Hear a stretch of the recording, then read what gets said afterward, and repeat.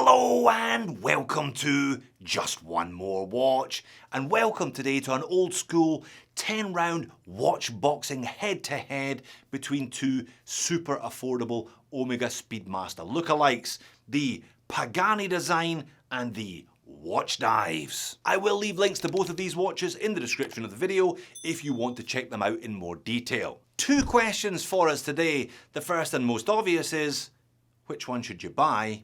And the second is, if they're both trying their hardest to look like the same watch, in what ways are they actually going to be different from each other? Let's flip the camera and find out. All right, let's get into it. I love making these watch boxing specials. Reminds me of the old days of the channel back in 2016, 2017 when I started doing these versus competitions. So 8 different categories today, but 2 of them are double weighted to give us a total out of 100 today. Pagani versus Watchdives. Now this is a Mark V Pagani. I've got this kind of mission to Alaska, or at least that's what I call it. It's a bit of a conflation of a couple of different Speedmasters. There are so many different colors and dial patterns and hand-shaped versions of the Pagani available, but they're all essentially the same, so just pick the one you like. Similarly, the Watchdives, this is the latest model. This is the 1863.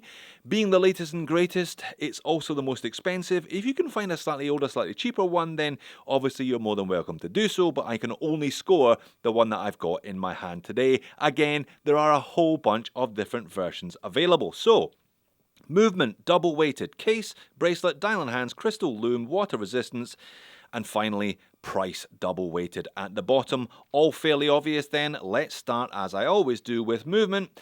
Both of them get a 9 doubled to 18 because it's the same movement in both of them. It's a Seiko VK63 Mecha Quartz chronograph movement. You wouldn't want anything else in a chrono at this price point, hence the strong scores of 9. Moving on then to the case, and there is a little bit of a gap between them. Both pretty good scores though, 7 for the Pagani, but 8 for the Watchdives. Just wait till I show you the price on the Pagani a little later on. Have a look at what you're getting for the money, have a look at it in terms of specifications, have a look at it in terms of finish. It's almost unbelievable. Now obviously both of these watches are trying their best to look like an Omega Speedmaster, so we've got a kind of attempt at Omega's twisted signature lugs here. Finishing is okay though, fine brushing on the mid case, high polished chamfer running, lug tip to lug tip, and a bit of circular brushing on the inner lugs. The crown is alright, it's got that Pagani logo on it, unsigned chrono pushers, the crown does kind of fit in the hole. The crown really is the reason why this one only gets a 7 and the Watchdive gets an 8, it's just not quite as nice. Case profile's not identical then, there's a bit more of a downturn on the tips of the lugs, perhaps mimicking one of the older Speedy Reduced from the 80s and 90s. The crown though, like I said, gets the extra point for the Watchdives. It's just more tactile. It's a nicer crown to use than the one on the Speedy. Apart from that though, there really isn't much splitting them. There is, however, a little bit more to separate the two watches when it comes to the bracelet. Pagani only scoring a 6 here, whereas the Watchdives 2 points more at 8. The Pagani bracelet is by no means awful though, even though I haven't been particularly generous with my score. It's got a female end link there, which is great if you have a slightly smaller than average wrist but still want to wear what is a quite large size watch like this one. Nice satin brushed upper surfaces, it's got the 2 little pseudo links there, high polished, brushing on the sides, screws hold it all together, and the clasp is a damn sight better than on a lot of Pagani's dive style watches. This one has got 3 holes of micro adjust, a double trigger, and it's proper milled underneath. What loses it points though are there's not much of a taper on the bracelet overall, and it's got a diver's extension. What on earth does this watch have a diver's extension for? And it's not a good one, it's rattly, it's janky, it's generally unpleasant. It's the reason this bracelet only gets a 6. Watchdives definitely deserves its extra points, again female end link, but more taper. It's a more elegant watch on wrist as well as a consequence. Again screws, high polished sides, which is slightly incongruous with the brushed sides of the case. The clasp is definitely better than the one used by Pagani. It's a milled scissor, again there are multiple holes of micro adjust, but What are those stripes about? What is going on there? It doesn't match at all. If that was a plain clasp, the bracelet would get a 9, but I had to knock a point off. It only gets an 8. Dial and hands, as discussed in the intro, they're both desperately trying to look like an Omega, so there's not going to be much differentiation between the two watches. It's just a question of who did it best, and, well, I reckon they both did it equally, 7 points apiece. Just a printed dial on the Pagani, and nothing is printed particularly heavily. Those baton hour markers barely raise themselves above the main surface of the dial, but it's all very neat and tidy. Again, just wait for the price tag. The 3 sub-registers though are quite nice, deeply recessed and with some concentric circles. The hands are all nicely painted, nice crisp finishing throughout, well worth a 7. With the Watchdives you can see that the baton hour markers are raised slightly off the dial. Perhaps there's a clue about the difference in the lume between the two watches. Hint, hint, you don't have long to wait for that. Apart from that though, again, it's pretty close to the Pagani. Slightly different tactic with those beveled edged recessed sub-registers and no concentric circles. The handset also nicely done. Nothing to split the two really, hence the pair of 7s. And there's not a lot to split them when it comes to crystal either. However, I did give the Watchdives another extra point here. It scores a 9, the Pagani still a pretty strong 8. Crystal on the Pagani is domed sapphire, just fantastic for the money.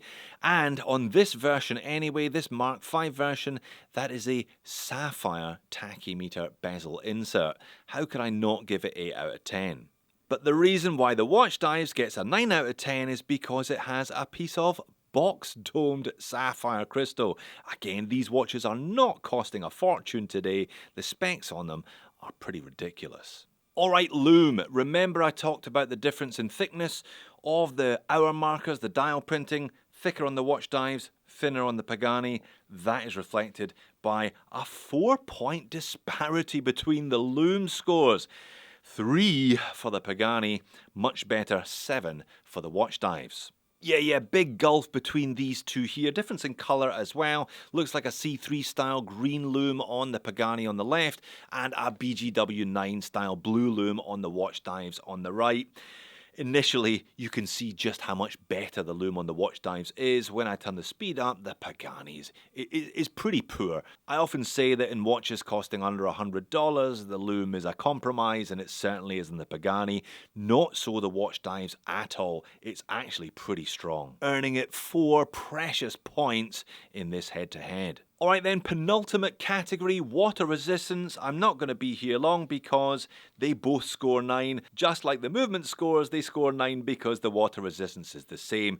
100 meters, screw down crown, fantastic, just what you want from an entry-level chrono. Which only leaves us with one final category. Clearly the Watchdives is the superior watch so far. It has pulled points in 3 different categories. But wait for the prices. Pagani 9 out of 10 double to an 18. Watchdives only 6 out of 10 double to a 12. The best price I could currently find on the Pagani on AliExpress from a reputable vendor was just over $70. That is a cracking price, and it hasn't changed all that much in the 3 or 4 years since this model was released. The best price I could find on this specific Watchdives, the 1863 in this configuration, from a reputable vendor on AliExpress was $120-ish. When you think about it, that's a bit of a gulf. It's an extra $50. You're nearly doubling the cost of the Pagani to go with the Watchdives. Now, I did say earlier on, if you can find a slightly older version of the Watchdives, save yourself $10 or $20, you may be best served doing that, but I can only review what I've got in front of me. And drum roll, please, for the final scores. They're pretty tight today, actually. The price disparity really pulled some points back for the Pagani. 76%, 76 points for the Pagani, 78%, 78 points for the Watchdives. Both watches very, very solid offerings for the money. The Watchdives undoubtedly the superior watch of the two, but only just when that price is taken into account. The Watchdives did come into this one with a bit of a reputation as the new kid on the block and a really quality offering, and it hasn't disappointed, frankly. It's a more elegant watch than the Pagani. The taper on the bracelet sees to that, and it doesn't have that pointless, rattly diver's extension built into the clasp, even if it does have these pointless badger stripes on the clasp instead. If you have the budget, go for the Watchdives. You will not be disappointed, I promise you. But I've always had a bit of a soft spot for this Pagani Speedy Lookalike, hence why this particular one has hung around in my collection for the last couple of years. It really is a great watch, with a couple of foibles, of course. So if you can't quite stretch to the Watchdives and you want the ultimate bang for your buck with this look, the Pagani is still your boy. So there you have it. High scores today, very close scores today. Not a lot of area separating these two. They're both really good if you want to kind of scratch that Speedy itch, but for around $100 rather than $7,000 or $8,000.